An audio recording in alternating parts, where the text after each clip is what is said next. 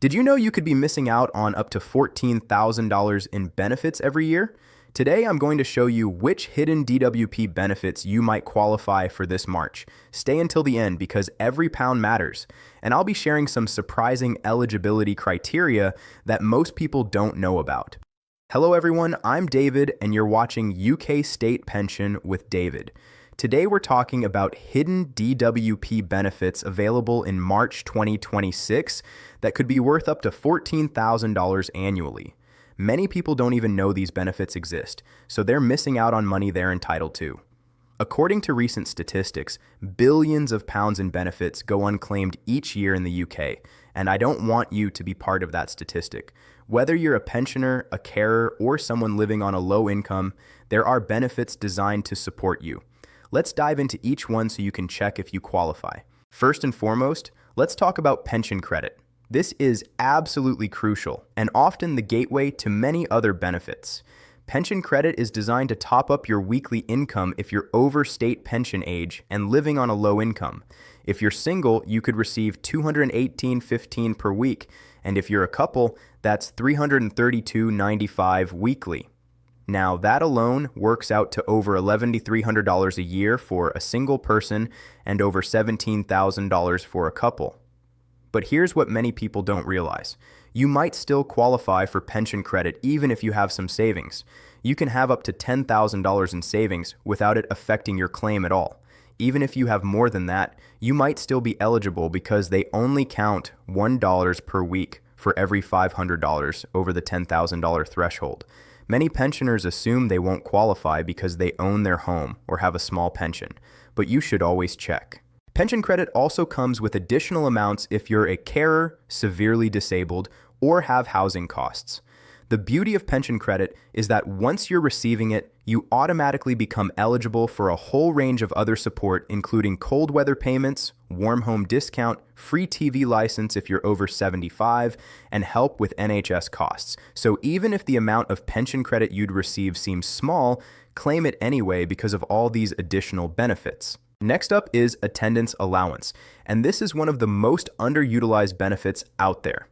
Attendance allowance is for people over state pension age who need help with personal care or supervision due to illness or disability. You could get $72.65 per week for the lower rate or $108.55 for the higher rate. At the higher rate, that's $5,644.60 per year. Now here's the thing that surprises people. You don't actually need to have someone caring for you to claim attendance allowance. You just need to demonstrate that you need help with things like washing, dressing, eating, getting in and out of bed, or supervision to stay safe.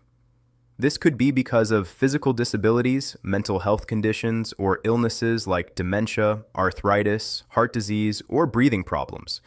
The benefit is tax-free and isn't means-tested, so it doesn't matter how much money you have in savings or what other income you receive. What matters is your care needs. Many people put off claiming because they feel they can manage or don't want to be seen as disabled, but this benefit exists to recognize the extra costs that come with needing care. It can pay for a cleaner, a gardener, taxis instead of buses, or whatever helps make your life easier. And importantly, if you start receiving attendance allowance, it can increase the amount of pension credit you get. Council tax reduction is another significant saving that many people overlook. Council tax bills have been rising year after year, and the average Band D property now pays around $2,000 annually. But if you're on a low income, you could get a reduction of up to 100% off your council tax bill. Each local council in England runs its own council tax reduction scheme, so the eligibility criteria vary depending on where you live. However, if you're receiving pension credit, most councils will give you maximum reduction automatically. Even if you're not on pension credit, you might still qualify based on your income and circumstances. Some councils also offer reductions if you live alone, if you or someone in your household is disabled, or if you're a full-time student or carer. The reduction is applied directly to your bill, so you'll see the lower amount when your council tax statement arrives. If you're struggling to pay your council tax, contact your local council immediately. They can backdate your claim for up to 3 months in most cases. And they may also have discretionary hardship funds if you're in financial difficulty. Housing benefit is available if you're renting and on a low income. Now, I should mention that housing benefit is being gradually replaced by universal credit for most working age people, but if you've reached state pension age, you can still claim housing benefit. The amount you receive depends on your rent, your income, your savings, and your circumstances. If you're receiving pension credit guarantee credit, you'll usually get the maximum housing benefit, which can cover all of your eligible rent. Even if you have some income or savings, you might still get some housing benefit. The calculation can be complex, but essentially, the lower your income, the more housing benefit you'll receive. If you're renting from a private landlord, your housing benefit is capped at the local housing allowance rate for your area, which is based on the size of property you need. If you're renting from a council or housing association, different rules apply. Don't assume you won't qualify. Many pensioners are missing out on housing benefit simply because they haven't applied. And remember, housing benefit can be backdated for up to 3 months if you had good reason for not claiming earlier. Carer's allowance is worth $81.90 per week if you're caring for someone at least 35 hours a week. That works out to $4,258.80 per year. The person you care for must be receiving certain disability benefits like attendance allowance, the middle or highest rate of disability. Living allowance care component, either rate of personal independence payment daily living component, armed forces independence payment, or constant attendance allowance. You don't need to be related to the person you care for, and you don't need to live with them. The 35 hours can include time spent on personal care, supervising them to keep them safe, and taking them to appointments. However, there are some conditions. You must be at least 16 years old, not in full-time education, and your earnings must be $151 or less per week after certain deductions. Also, be aware that carer's allowance can affect other benefits. If you're receiving state pension, you won't receive the carer's allowance payment on top because of overlapping benefit rules. But you should still claim it because it can increase other benefits like pension credit, and you'll get national insurance credits, which protect your state pension. If you're caring for someone, you may also be entitled to carer's credit, which is a national insurance credit that protects your state pension, even if you can't claim carer's allowance itself. Cold weather payments are made automatically if you're receiving certain benefits and the temperature in your area is recorded as or forecast to be 0 degrees Celsius or below for 7 consecutive days. You'll get $25 for each 7-day period of very cold weather between November and March. While $25 might not sound like much, if we have a particularly harsh winter, these payments can add up. The payments are designed to help with extra heating costs during cold snaps. You'll qualify if you're receiving pension credit, universal credit with certain elements, income-based job seekers allowance, income-related employment and support allowance, or income support, and you meet certain other criteria. The Warm Home Discount Scheme provides $150 off your electricity bill during winter. If you're receiving the guarantee credit element of pension credit, you should automatically qualify for what's called the core group, and you'll receive a letter confirming this. The discount is applied directly to your electricity account, usually between October and March. If you're with a participating energy supplier and you're on a low income but don't get pension credit, you might still qualify under the broader group, but spaces are limited and criteria vary by supplier. This $150 can make a real difference when energy bills are at their highest. Now let's talk about help with NHS costs, because this can add up to hundreds of pounds over the year. If you're receiving pension credit guarantee credit, you're automatically entitled to free NHS prescriptions, free NHS dental treatment, free NHS site tests, help with the cost of glasses or contact lenses, help with NHS travel costs, and a wide range of other health-related support. Even if you're not on pension credit but you're on a low income, you can apply for an NHS low-income scheme certificate which gives you similar help. A single prescription now costs $9.90, so if you need regular medication, the savings are significant. Free dental treatment can save you hundreds of pounds, as even basic treatments can cost over $70 privately. Support for mortgage interest is available if you own your home and need help paying the interest on your mortgage or certain loans taken out for repairs and improvements to your home. This is now a loan rather than a benefit, which means you'll need to pay it back when you sell your home or in certain other circumstances.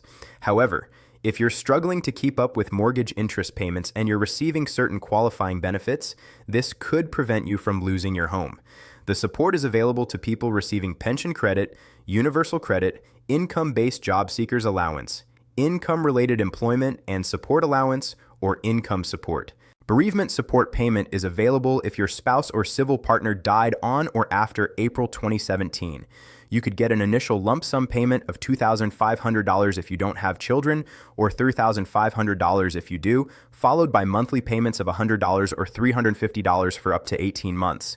You need to claim within 3 months of your partner's death to get the full amount, but you can claim up to 21 months after their death.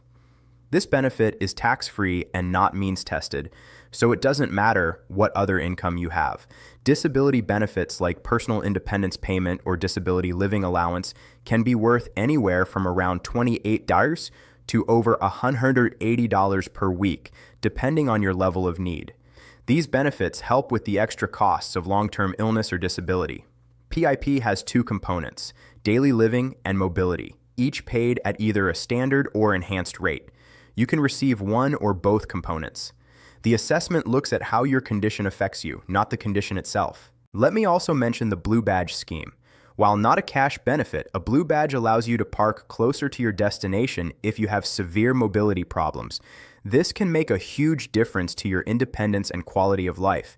You might qualify if you receive the higher rate mobility component of DLA, the enhanced rate mobility component of PIP, are registered blind, or have a permanent and substantial disability that makes walking very difficult. Finally, don't forget about the Household Support Fund. Many local councils have received funding to provide emergency help with food, energy bills, and other essential costs. Eligibility and what's available varies by council, and funding isn't permanent, but if you're in crisis, it's worth asking your local authority what support they can offer. So when you add all of these up, a pensioner who is eligible for pension credit, attendance allowance, council tax reduction, some help with rent or mortgage, warm home discount, cold weather payments, and free NHS costs could easily be receiving support worth $14,000 or more per year. The tragedy is that billions of pounds go unclaimed because people don't know these benefits exist, think they won't qualify, or find the forms too complicated. So there you have it. Those are the hidden DWP benefits that could be worth up to $14,000 this March. My advice to you is simple.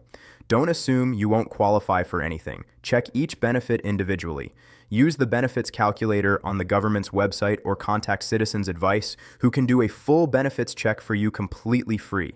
Don't let pride stop you from claiming what's rightfully yours.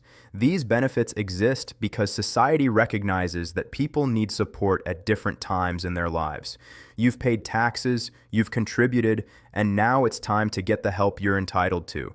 If the forms seem complicated, ask for help. Contact Age UK, Citizens Advice, or your local council, who often have welfare rights officers who can assist with applications. Remember that many benefits can be backdated, but only for a limited time, so don't delay. Make March 2026 the month you get your finances sorted and claim everything you're entitled to. If you found this video helpful, please give it a like and subscribe to UK State Pension with David for more money-saving tips and benefits advice. I'm David, and I'll see you in the next video. Take care and don't leave money on the table.